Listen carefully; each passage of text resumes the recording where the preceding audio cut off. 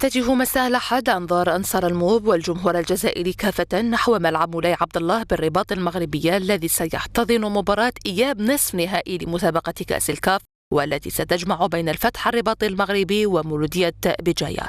ورغم أن مباراة الذهاب بملعب الوحدة المغاربية انتهت على وقع التعادل السلبي، إلا أن أشبال المدرب ناصر سنجاق بإمكانهم دخول التاريخ بحسم تأشيرة التأهل إلى النهائي على الأراضي المغربية، ذلك في أول منافسة قارية لهم منذ تأسيس النادي. رانا عندنا اون سيمان هنايا وحنا نبريباريو لهذا الماتش.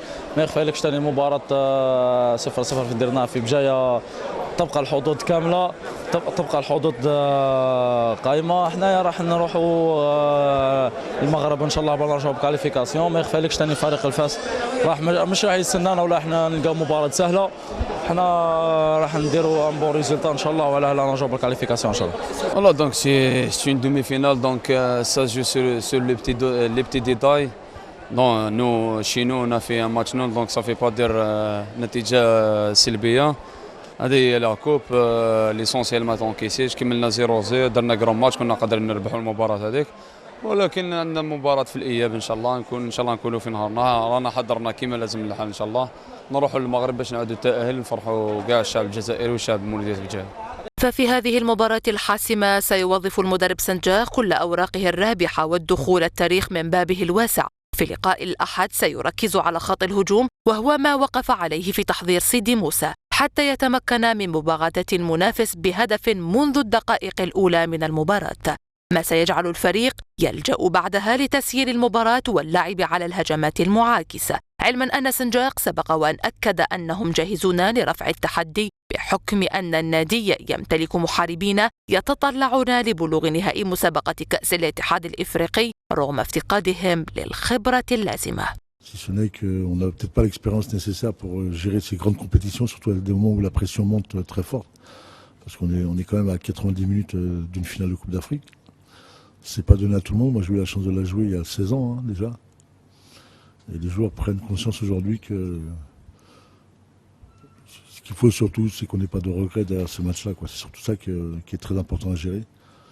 Qu'on doit se donner à fond, on doit faire en sorte que sur le terrain, on ait les capacités mentales à surmonter la pression qu'il va y avoir et surtout le résultat.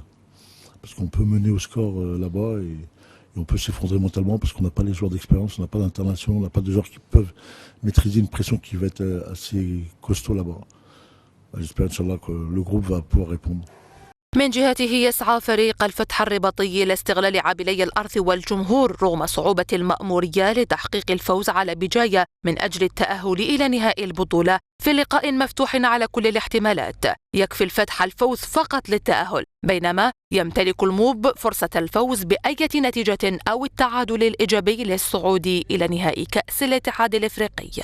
Maintenant le 0-0 il laisse le Mouloudia en vie pour le match retour, parce que voilà, on sait nous que le 0-0 ça permet toujours à l'équipe Mikat Safar ou la marquette un but, il faudra qu'on en marque deux. Mais Salah, on est vraiment confiant, on va jouer devant notre public nous aussi maintenant.